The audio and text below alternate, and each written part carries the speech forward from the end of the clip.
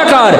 ओए ओहदे कोलों मशवरा, बेटियां ते बड़ियां भोलियां होंदियां ने, भैणां ते बड़ियां भोलियां भालियां होंदियां, जिधर मर्जी ला लो इन्हां लग जाना है। वो वीरां दे पिछे ते जान देने वास्ते कुर्बान होंदियां ने, इस कदर भोलियां भालियां होंदियां ने।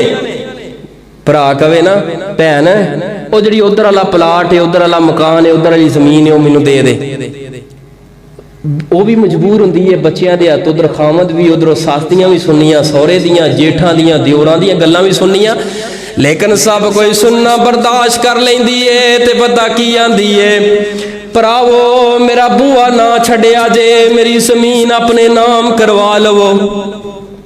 इस घर के अंदर मैं पली हाँ, इस घर अंदर मैं जिंदगी बसर की है, इस घर का दहलीज मेरे वास्ते बंद ना करियो।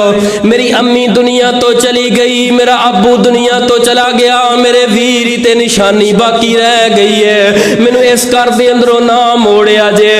बेटियां दियां गल्लां सुनियां बर्दाश्त कर लेंदी है, लेकिन भरावां दी कंड फिर भी नहीं लगन देंदी। सस दियां गल्लां सुन लेंदी है, कली बह के नुकरे रो लेंदी है, लेकिन भरावां अगे आके गिला ते शिकवा नहीं करदी, अपने मापियां दे अगे आके गिला ते शिकवा नहीं करदी।